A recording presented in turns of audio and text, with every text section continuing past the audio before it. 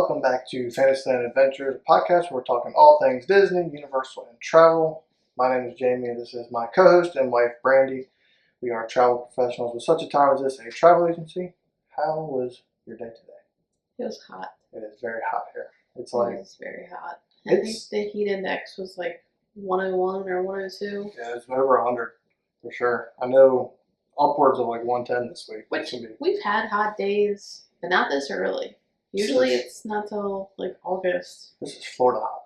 Yeah, it's hot. I mean, realistically, it's on par. I mean, for those who don't know, we're in Maryland, so we're about 12 and a half hours north of Orlando. But it's been pretty much on par with what they've got going on down there. It's hot.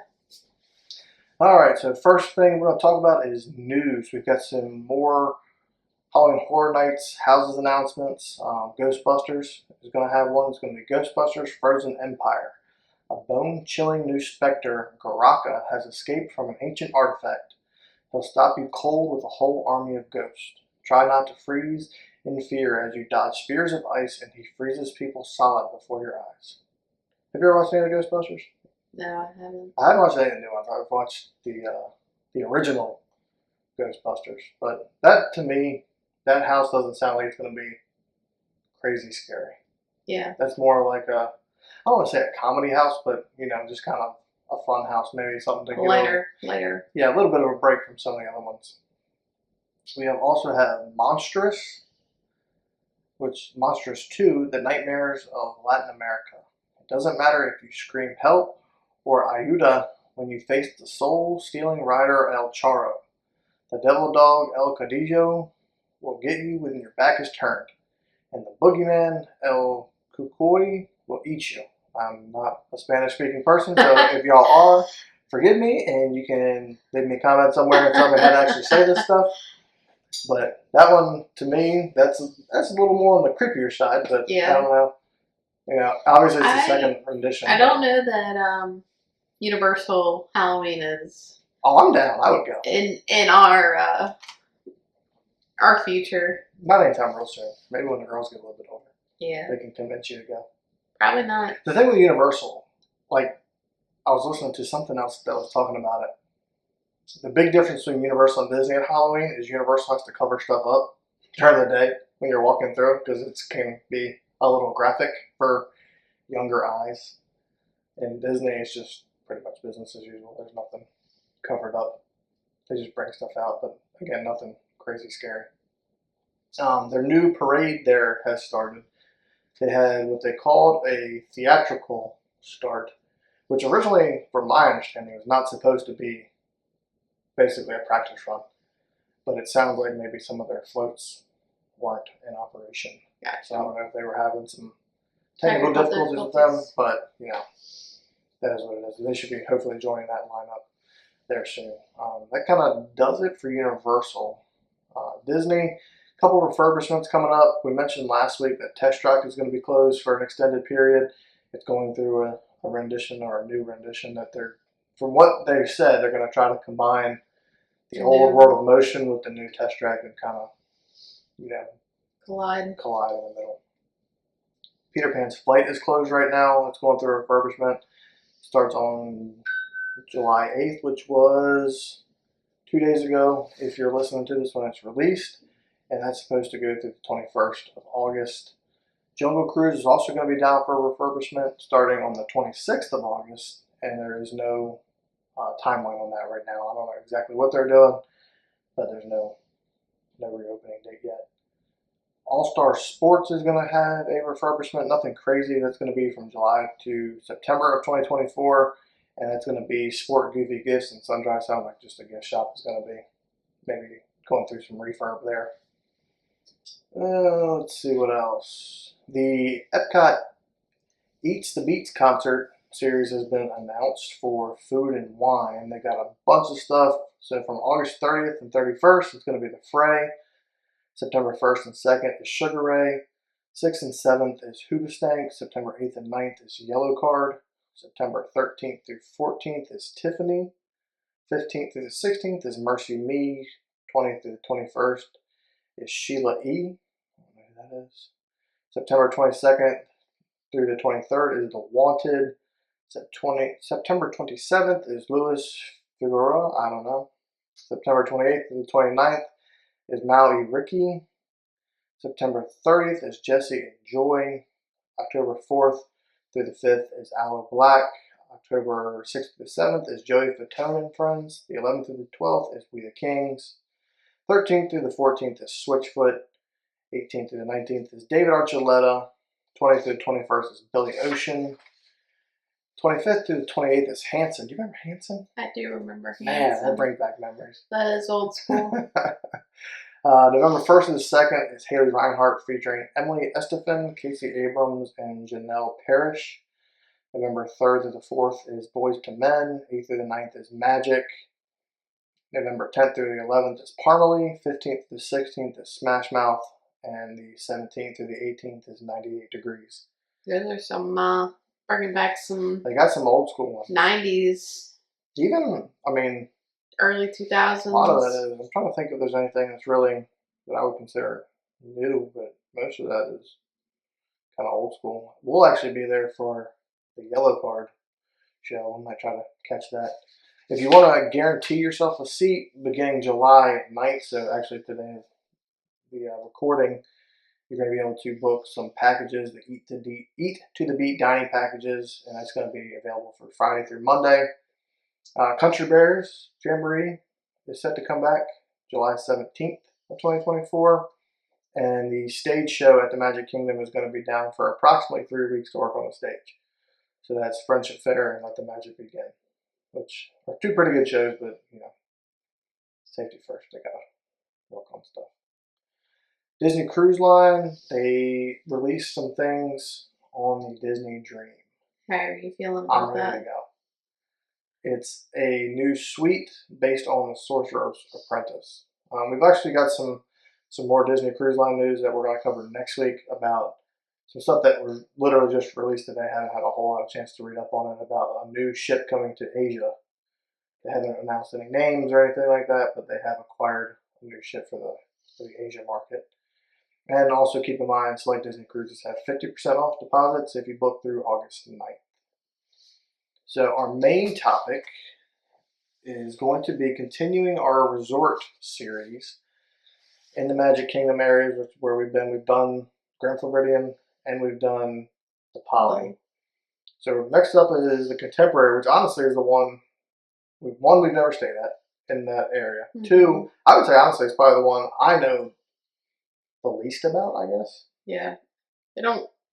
Wouldn't say we go there often. I think we've gone to Chef Mickey's, and I think we maybe have gotten off the monorail and walked around once or twice. And we did go to Steakhouse 71. Yeah, we did go to Steakhouse. Yeah, we've eaten there a couple times. Just not quite as extensive as the Polynesian or Grand Floridian or even Wilderness Lodge. I think we stayed at Wilderness Lodge. Probably the longest in a row. Probably the most consecutive, yeah. With maybe the Polynesian being the only other one that's probably close. We were probably pretty close with your mom when we stayed there then. Yeah. But we'll kind of go over what we do know about it, what we like about it, and whatnot. So this resort opened on October 1st, 1971, which if you don't know, that was opening day. It was one of the 2 resorts that was opening day. It was that one and the Polynesian. It's actually an A-frame building. If you've ever been down there, the monorail is the one that goes through the Contemporary. And if you ever take a fireworks cruise, or you can, obviously look this stuff up online, they talk about how they built it. And basically what they did was they basically built it modular. The rooms were built off-site. Yeah. Essentially, like, if you think of sliding a shoebox into place in a shelf or something like that, that's basically what they did. And I think, from what I remember them saying, is they thought it might be easier to refurb the rooms that way. I don't know if that ended up being the case or not, but that's kind of what our guide on the fireworks cruise told us. But, it's pretty iconic as far as the look of it. I can remember as a kid riding the monorail, going through there. That's the only reason you want to stay there. It is the only reason I want to stay there. That and the views at Bay Lake Tower, but, I don't know if that will happen anytime soon, but we'll see. So speaking of rooms and buildings, it's got 3 different buildings. It's got the main tower, which is the one that the monorail goes through. And I've mentioned Bay Lake Tower, which is the DVC area. and then the garden wing. The garden wing is completely separate. Like it's not even attached. Have you? I think we've seen them. I think we've seen them from the fireworks crews. Yeah, they're kind of. I want to say out in the middle of nowhere because it's still pretty close. Yeah, but I think because you see them on that fireworks cruise, and you can see like the water from there. It's not like it's easily walkable. Honestly, it's still smaller than going on the Caribbean beach for sure. Yeah, no, it's not bad. But I wouldn't say it's that they're far at all. I'm not gonna say they're half the price, but they're every bit of $200-300 off a night to stay there. Yeah. And I'm not exactly sure why they're that cheap, but to me, you're getting the benefits of a deluxe resort at the price of a moderate to stay in the garden wing. Now, they're not quite as, from what I've seen, they're not quite as up to date, like as far as. Do they have any theming there? I don't think, not like the Incredibles theming. I think it's still the old school contemporary. Like Bay Lake, I don't even think has any kind of Incredibles theming. I think it's just the main tower. Bay Lake Tower doesn't. I don't think. I've never been in there, but I don't think they do. They could. I know Bay Lake Tower is probably a little more recently refurbished just because it's the DVC. That's newer. Yeah. But if it's something you're considering, and you want to stay deluxe and get all the benefits of staying deluxe, you can get the after hours, you get the transportation, all that other kind of stuff, and you don't mind a little bit of a walk to get to like the monorail or the boats or whatever, that's kind of the way to go. I've had a couple clients stay there and have had zero complaints. So we mentioned Bay Lake Tower. That's honestly, if I had to pick between that and the main tower, I would probably stay there.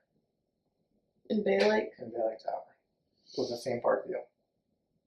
But you want to stay where the monorail goes through. It's closer to the park at Bay Lake Tower. It is. The monorail would be, the only thing I've heard, and again, I haven't stayed there. Probably loud. I've heard it can be loud.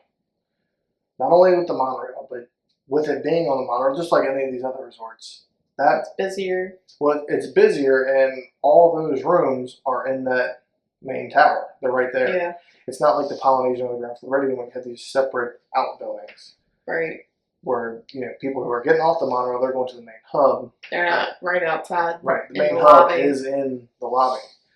That being said, the main hub at Wilderness Lodge is in the lobby. I don't feel like we had too much of a noise issue there. It's just not on the monorail, so it's a little bit harder to access there. So I mentioned the main towers for Incredibles. That's a fairly recent retheming, so they should be in pretty decent shape if you ever want to kind of go there and explore around. So there's a ton of different room types there. They've got, the garden views, which we were talking about. They have the resort view, which is essentially a standard view. They have theme park. They have water. They have all sorts of stuff. They have suites where you can get 1 and 2 bedroom things. And, if you have a huge family or a multi-generational family, you can all stay in one. Lots of options. Yeah, and a lot of those suites have kitchens, so you can actually cook. You don't have to always eat out at every single meal, which sometimes is half the fun of vacation. But, if you want to save a little bit of money, you can certainly do that. The resort main pool has a water slide, and a splash pad, and they got at least 2 quiet pools, including the one at Bay Lake Tower.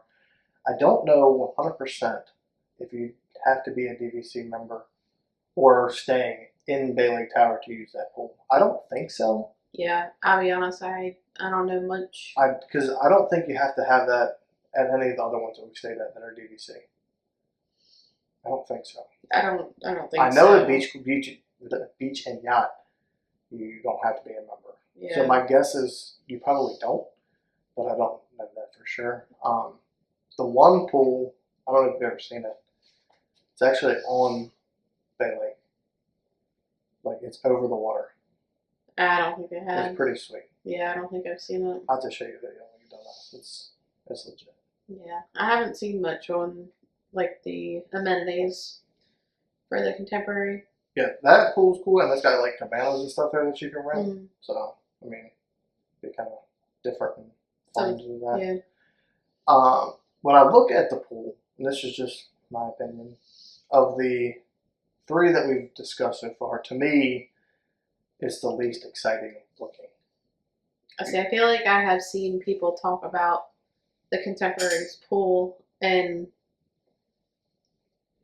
it was a good pool, but just not much comparatively speaking. Now I know there's people who talk about the Grand Floridian's pool being a little bit smaller, but to me, I don't know. Maybe it's just the pictures. I've never actually looked at it in person. I've never actually seen it. But that's something to kind of think about. Look at all those different things when you're looking at resorts.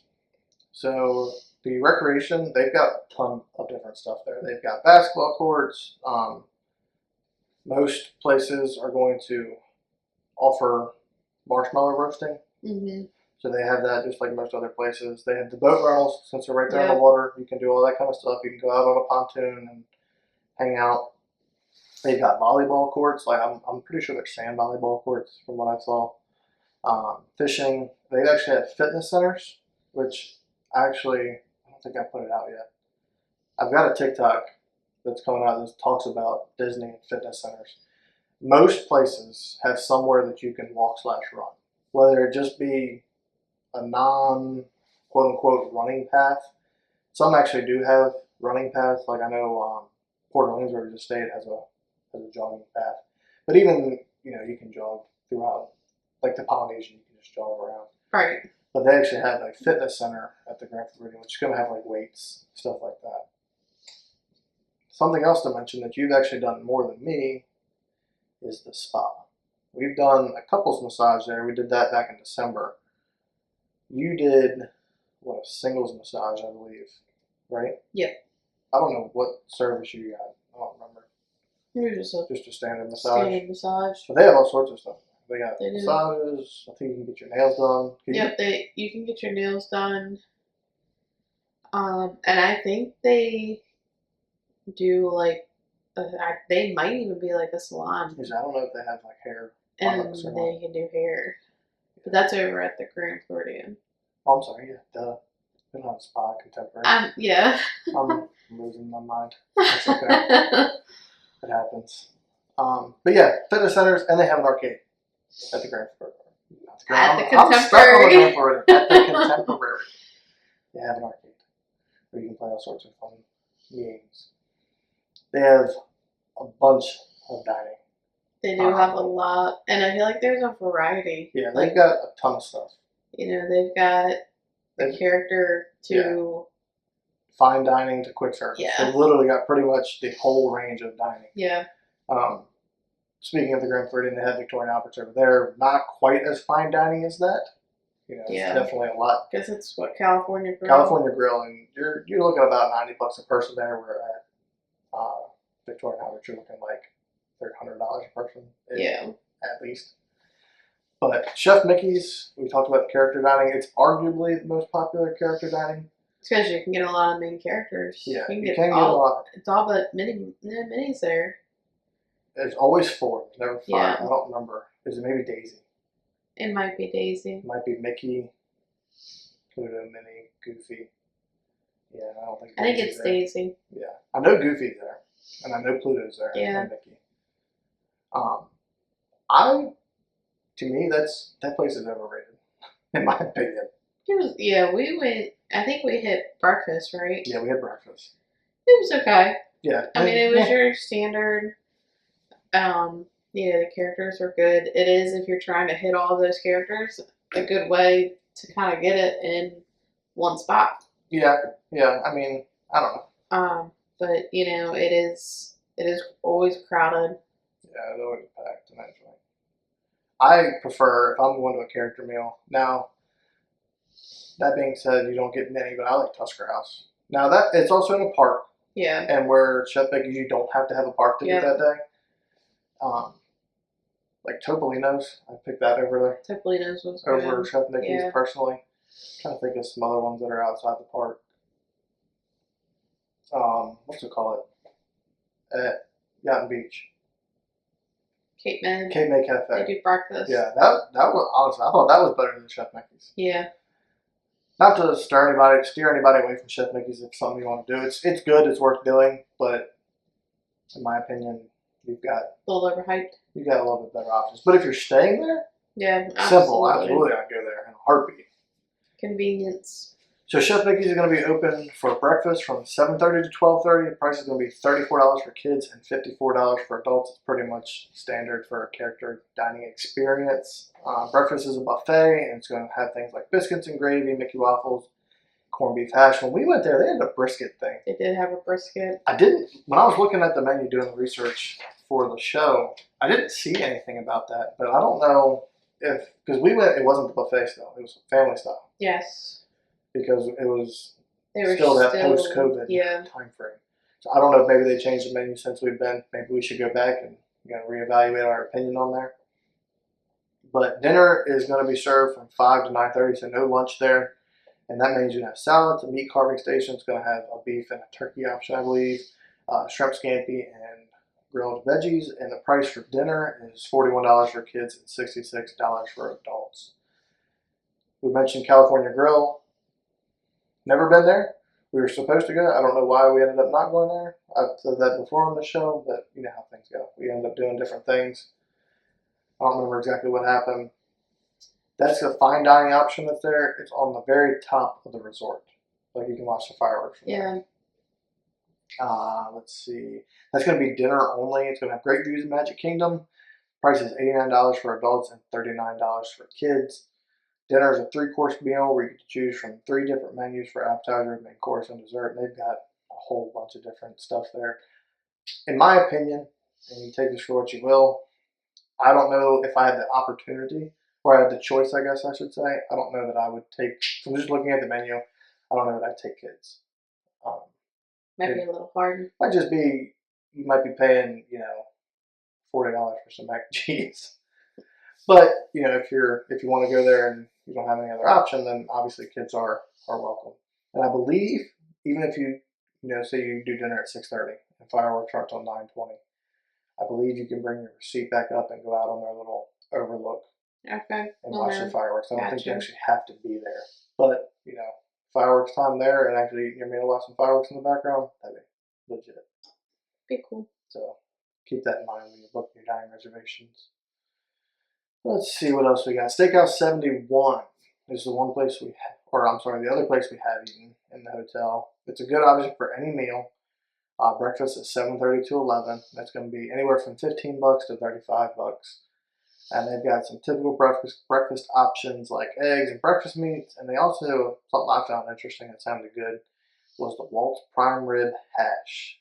It was potatoes with prime rib, onions, peppers, and a fried egg. That sounds delicious. Yeah. It's up your alley. Yep. So they do take a little bit of a break. So from 11:30 to 2 is going to be lunch. And that's going to have the same pricing as breakfast. I've heard a bunch of people talk about the stack burger there. I've heard a lot of people talk about the burgers. Yeah, like arguably the best burger on Disney property. Yeah. Never had that, and I've also heard you can actually request it at dinner. It's not on the menu, but I've heard you can get it. Again, they take a break there for between lunch and dinner. Dinner opens back up at 5, and that's from 5 to 9. The name is Steakhouse 71. I mean, you can kind of use your imagination. There's pretty much every steak you can imagine. Mm-hmm. That's what we got when we went with steak, and it was good to me. And I have this opinion with any restaurant is I don't judge it off the first time. I give them once, at least twice, before I say it's not my favorite. To me, the steak was bland. I don't know. What did you get? Do you remember? I had gotten the steak. What did you think? It was okay. I don't think it's the best steak I've ever had on Disney property. No, I can tell you what that one is. That was Topolino's. Nope. STK.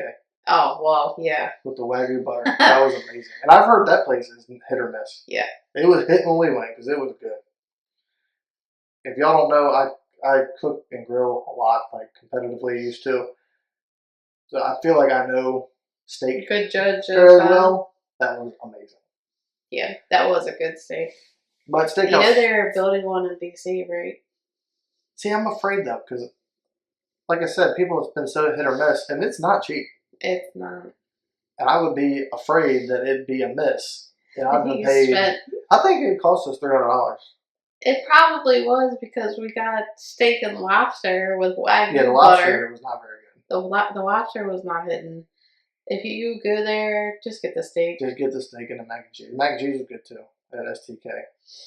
I think the sides were a la carte. Yeah, they wasn't like you get a steak and two sides, but you can split stuff. Like we split the lobster steak.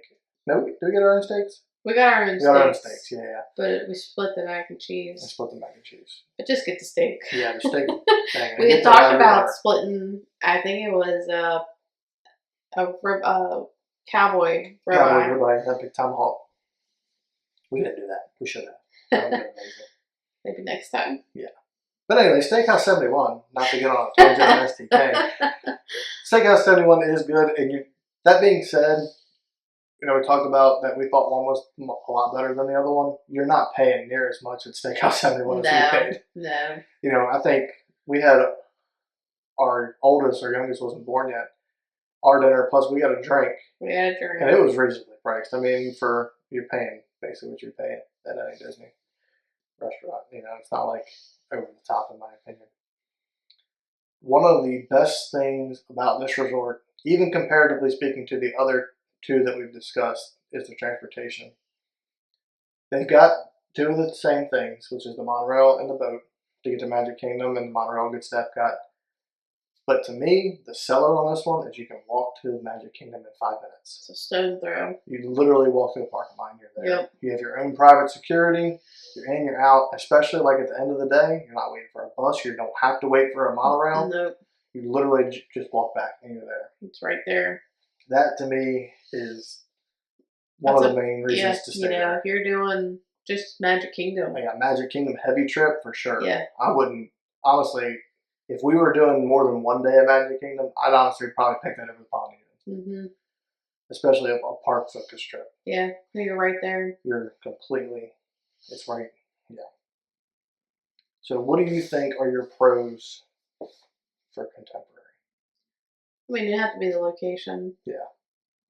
Not to mention you can watch fireworks every day. Yeah, you can watch fireworks. I do like their shopping. Yeah, they have a cool gift shop in there. I do like their Fantasia. Something? I forget the name. Yeah, I do like their shopping that they have. Christmas time, they got the gingerbread display. Mm-hmm. Yeah, it's a cool resort. It's one that's definitely on my honestly, list. I don't know much about it. Yeah, it's on my list. It's on my radar. We just haven't gotten over there too much yet. So those of you guys who don't know, we're trying to stay at every resort. We're probably, I would say, between a quarter and halfway there. I've actually stayed. One that technically we stayed at, but I don't know if you even want to count it, is Pop Century. We literally got there at like 11 o'clock at night and left at 6 o'clock in the morning. I don't think we left at 6 o'clock. It was pretty early. But we weren't really. Yeah. Did we do something that day? We went over to Wilderness Lodge. Yeah, but we weren't there at 6 o'clock. No, but I think we went and checked in there. Probably did when we went. We had to get cold stuff in the freezer. Maybe just when we woke up. Yeah, I mean, all right, maybe not 6. Maybe it was 10, but big difference. No. We did not stay there long enough to explore the resort or use the resort amenities. We were there less than 12 hours. Literally just sleep. Yeah, we were there less than 12 hours. What are your pros? Like you said, location. The fact that you can walk is, to me, you can't. I mean, technically, you can walk from the Grand Floridian or realistically the Polynesian if you wanted to. That's a hike. Yeah. Like it's probably a mile from the Polynesian. Yeah. Or close to it. Grand Floridian does at least have its own walking path, I'm pretty sure, to the Magic Kingdom. But it's still a pretty good ways. Like, it's probably fine not in the summer. Right. But I wouldn't want to walk that in 95-degree heat and then go walk around the park all day. Absolutely not. Where the Contemporary, you're right there. Now the Contemporary, it also does have the convention center too. So you can have it's always busy. You can have some traffic in there. There's a lot of D23 events that go on there. Yep. I don't know if Run Disney stuff is there. I'm not sure exactly. But, there's always kind of something going on there, which to me is a con. It's busy. Mm-hmm. Especially in that main tower. It can be for sure busy. But, Pick your poison. Pick your poison. You can either walk to Magic Kingdom Deal with a little bit of people. Right.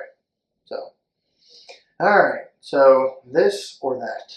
I actually got one of these, the first one, from another show. They were doing a Father's Day edition of this or that. Rope drop or close the parks down? Which park is it? Just pick one. It doesn't matter. I am not a morning person. So I'm going to go with close the park. I say rope drop. You can get so much done. I don't disagree. You absolutely can get so much done.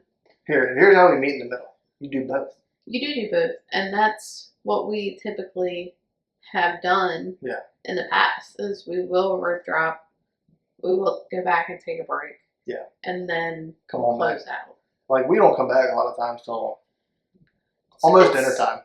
A lot of if we have the choice. Now, sometimes you don't have the choice. Like, if you have a dining reservation at 4:30, you're going to need to obviously get back in plenty of time. But, I'd say 4 o'clock is normally the time we try to shoot. I would say we normally leave just after lunch or right around lunch. Yeah. Depends on if we decide to eat lunch there or eat back at the resort. Mine Train or Slinky Dog? I'm going to go with Slinky Dog. I'm going to go with Slinky Dog because I've never ridden Mine Train. Yeah. Which is like sacrilege to a lot of people. Yeah. Mine Train, I mean, even Slinky Dog, it's good. Yeah, but to me, those are two fairly even They are. coasters. Yeah, they are. I think. Are they the same height? I think they are. I think they are too. But yeah, so Slinky Dog for the win. I'm going to try to convince our oldest to ride Mine Train when we go in September. She might like Mine Train better. There's a couple small dips. Not like Slinky Dog. But I don't think there's that really one big one on Slinky Dog. Yeah. Because that's what she didn't like was... Yeah, she was good for the speed and everything. The hills. She just didn't like the rolling, basically. Yeah. Like, did she do alright on the Slinky Dog at the very end? No, she didn't like that part. Didn't like that? No. Alright, Casey's Corner or Columbia Harbor House? I think I'm going Casey's. I'm going Casey's for sure. I like a good theme park hot dog. Well, and not only is it a gigantic theme park hot dog. I did that on accident. Yeah, it's like a foot long. Columbia Harbor House is good if you want something different. Yeah. If you don't want a theme park hot dog. If you don't want, or chicken tenders. We went one time when I was pregnant and I was having gallbladder issues and I couldn't have. Right. I could, but I had to severely limit my fried food intake. Yeah. And I think we ate there.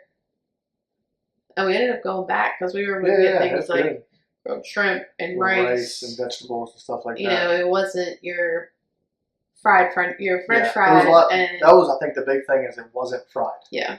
Was the big draw for us, especially the first time we went in, it wasn't fried. So if like Magic Kingdom's toward the end of your vacation and you've been eating fried, Columbia Harbor House is a home run. Yep. That being said, corn dog nuggets from Casey's Corner, money. Meet characters or ride attractions? I'm going with the attractions. Why? I like a good ride. I like the attractions. I don't know, it's kind of a toss-up. If I have the girls, characters. Because to see their interaction is kind of something that's hard to beat even with an attraction. Because especially for Slinky Dog, I didn't get to ride with her. Yeah. You did. Because it's only a 2-seater. Now some of the other ones, some of the slower moving boat rides like Frozen and all that kind of stuff, I get to ride with see them then, but on some of the bigger, more thrilling ones, don't see it. You don't get to see everything. So I'm taking the cop out. If they're there, characters. If they're not, attractions. I know we haven't stayed there yet, but contemporary or Grand Floridian? I think I'm going to say the contemporary. Yeah. Just because, we haven't.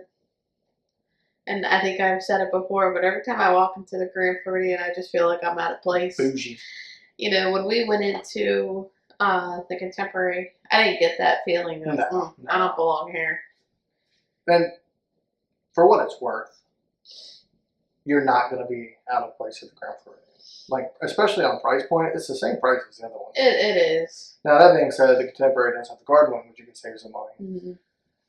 But, you know, it does feel more elegant over at Grand Floridian than it does at Contemporary for sure. I think, I don't know. I think I'm going Contemporary.